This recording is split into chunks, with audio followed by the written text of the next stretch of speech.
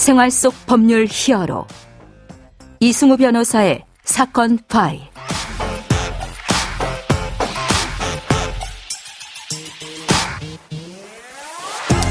안녕하세요. 이승우 변호사입니다. 각종 사건 사고에서 여러분을 구해드리겠습니다. 오늘 열어볼 사건 파일은 부정경쟁방지법 관련 사건입니다.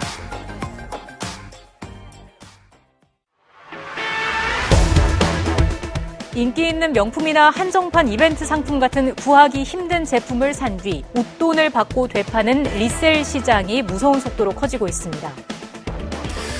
에르메스와 샤넬이라는 명품 브랜드에 이어서 나이키가 리셀이라는 재판매를 금지하는 이런 정책을 하고 나서고 있습니다. 업계 안팎에서 논란이 계속 이어지고 있는데요. 이 리셀 관련해서 부정경쟁방지법 위반 문제가 또 표면화되고 있습니다. 법무법인 법승 김정훈 변호사와 함께 이 내용 좀 알아보도록 하겠습니다. 안녕하세요, 변호사님.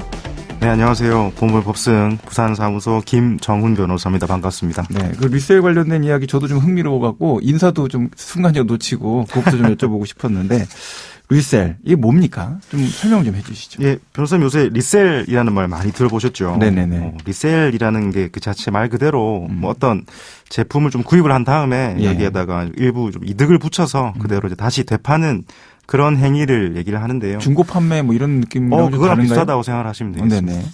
근데 이건 뭐 말씀하신 것처럼 옛날부터 있어오는 판매 방식이긴 한데 최근 들어가지고는 인터넷이나 SNS가 많이 활성화되고 또 아무나 손쉽게 온라인 통해 가지고 상품을 판매할 수 있는 스마트 스토어 이런 게 보편화된 이후에는 뭐 과거의 중고 판매보다 훨씬 더 광범위하게 이루어지고 있는 판매 방식이라고 볼 수 있겠습니다. 네네.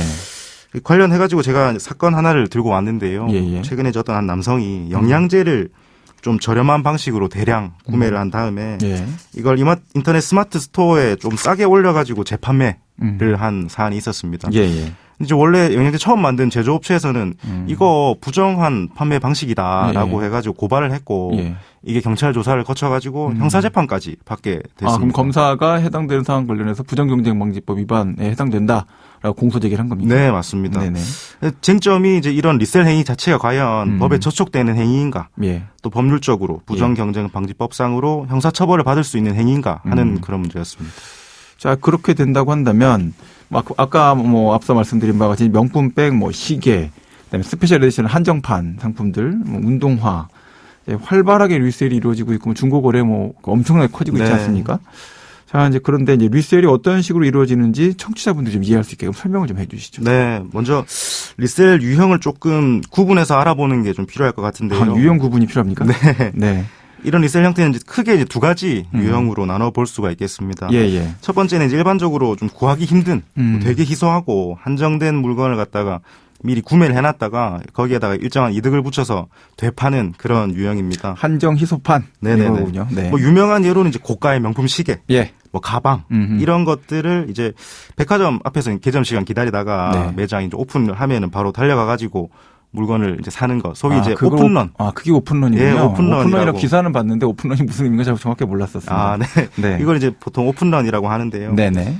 이런 오픈런 방식을 통해서 제품을 사놨다가 시간이 지나면 이게 점점 희소해지고 뭐 아무나 못 살 거잖아요. 그래서 그렇게 되면 여기에다가 웃돈을 붙여가지고 비싼 값에 판매를 하는 방식입니다. 이제 이런 게 단순히 명품뿐만 아니라 뭐 한정판 운동화라든지 뭐 레고 애들 가지고 오는 레고라든지 이런 것들이 이제 주된 대상이 되고 있습니다. 포켓몬스터 카드도 바로 그런 게 그런 보통 대상이 되는 겁니다. 그렇군요.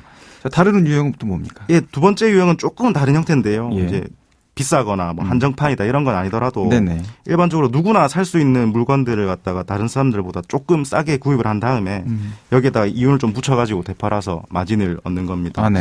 예를 들면 이제 한 통에 뭐 2만 원 하는 영양제가 있다고 치겠습니다. 가끔씩 보면 이제 업체에서 세일 행사를 하는 경우가 종종 있잖아요. 1+1. 1+1 행사 그런 걸 하는데 그럼 이제 2만 원 주고 한 통이 아니고 두 통을 살 수 있는 거예요. 그렇죠. 근데 그러면 사실은 2만 원 주고 두 통 사는 거니까 한 통을 10,000원 주고 산 꼴이 되는 거지 않습니까? 그렇죠. 근데 이렇게 두 통 산 걸 인터넷 스마트 스토어나 뭐 쿠팡이나 SNS나 이런 데다가 올리는 거예요. 얼마 올리냐면 한 통에 15,000원에 올리는 거예요. 많이 하는 거 아닙니까? 보통 많이 하죠. 네네. 그러면 이게 1+1 행사 끝나고 나면 예. 원래 업체에서는 다시 돌아가서 2만 원에 파는데 예. 여기에서는 완전히 똑같은 물건을 15,000원에 파는 겁니다. 예. 그래서 그 판매하는 사람 입장에서 리셀하는 사람 입장에서는 네. 하나에 10,000원 주고 사서 네. 15,000원에 파니까 이득이고 네. 소비자 입장에서는 정가가 2만 원인데 네. 15,000원에 싸게 살 수 있으니까 이득인 거죠. 예.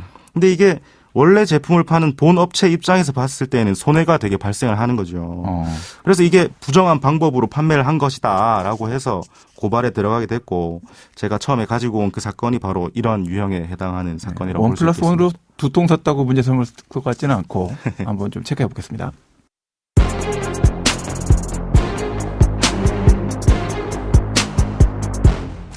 자, 이제 오늘 가장 주목해서 살펴볼 지점이 이제 리셀이 법적으로 문제가 되느냐 이 부분인데 이제 부정경쟁방지법 위반과 관련된 연관점이 있다 이런 점으로 이제 검사가 공소 제기했던 그런 부분이 있었다는 거죠. 자, 어떤 내용입니까?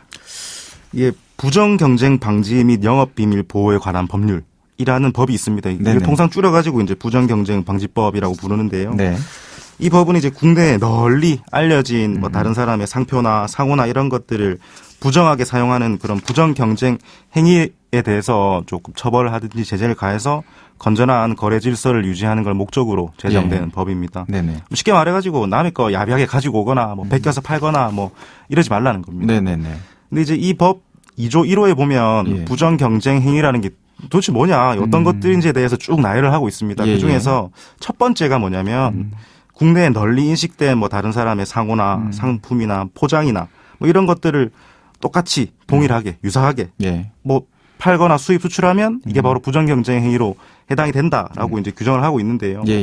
결국에는 이제 원래 처음 산 물건하고 내가 그걸 사서 되파는 물건하고 두 가지가 혼동이 되는 것이면 헷갈리는 것이면 부정 경쟁 행위로 본다라는 이야기가 되는 겁니다.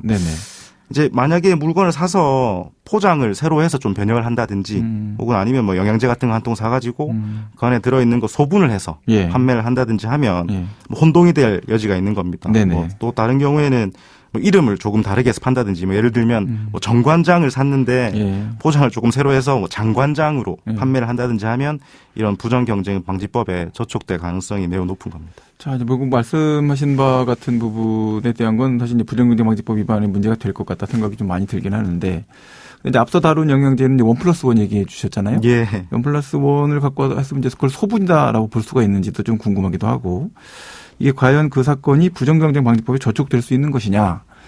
이 부분에 대한 게 좀 궁금한데요. 그 사안은 어떻게 처리가 됐습니까? 예, 제가 처음 가지고 온 영양제 사건은 말 그대로 이제 그저 물품을 구매한 다음에 그걸 있는 그대로 변동 없이 이제 조금 웃돈 붙여가지고 뭐 싸게 판 것에 불과했기 때문에 법원에서 이거 혼동되는 행위 아니다. 그냥 재판매한 것에 불과하다. 그래서 원칙적으로는 처벌이 되는 대상이 아니다라고 판단을 했습니다. 그래서 결국에는 무죄 판결이 났고 그대로 확정이 돼가지고 수량이 얼마나 됐습니까? 수량이 좀 많았나요? 수량이 한 300포가 조금 넘었는데 뭐 어떻게 보면 많다고 볼 수가 있지만은 영양제 특성상 사실은 한 포 한 포가 그렇게 많거나 그렇지는 않기 때문에 또 법원에서 이런 걸 좀 감안을 해서 판단을 했지 않았을까. 양이 많았으면 문제가 더 크게 됐을까요? 뭐 그럴 여지도 조금 있을 것 같습니다. 있을 것 같다. 그럼 양 수량에 따라서 이제 변수가 좀 있는데 지금 말씀하셨던 사건이 부산지방법원에서 무죄 판결 받은 사건인가요? 예, 맞습니다. 변호사님이 수행을 하신 사건입니다. 예, 맞습니다. 그리고 이거 무죄 판결은 확정됐습니까? 네, 1심에서 무죄 판결이 났고 그 뒤에 이제 검사가 항소를 포기를 해서 그대로 확정이 됐습니다. 중요한 하급심 판결이 나온 것 같다 생각이 드는데요. 자, 그러면 그 리셀하면서 관련돼서 좀 더 판매할 때 주의해야 될 점들, 형사적으로 처벌받는 행위가 여부와 관련된 이런 것들을 떠나서 좀 법적 쟁점으로 남아있는 것들이 어떤 것들이 있는지 좀 설명을 좀 해 주시죠. 예, 사실 이 서두에서 좀 말씀을 드렸지만은 자기가 산 물건 그대로 되파는 것 그 자체로는 사실은 형사적으로 문제될 게 없습니다. 다만 이제 구분을 좀 하셔야 되는 게 형사처벌을 안 받는 거랑 민사상 책임을 지게 되는 거랑 완전히 다르다는 겁니다. 뭐 또 최근에는 나이키 같은 업체에서는 이용 약관 자체에 재판매를 위한 제품 구매는 불가능하다라는 조항을 삽입을 하기도 했습니다. 뭐 이런 방식을 통해 가지고 이제 이런 리셀 행위를 제재를 가하는 걸 조금씩 이제 확장을 하고 있죠. 형사처벌을 안 받는다고 해가지고 이런 민사 책임까지 완전히 배제되는 건 아니다. 이런 점들을 좀 기억해 두시면 좋을 것 같습니다. 네, 지금까지 김정훈 변호사와 함께했습니다. 오늘 고맙습니다. 예, 고맙습니다. 생활 속 법률 히어로 이승우 변호사였습니다. 내일도 사건에서 여러분들을 구해드릴 사건 파일 함께 열겠습니다.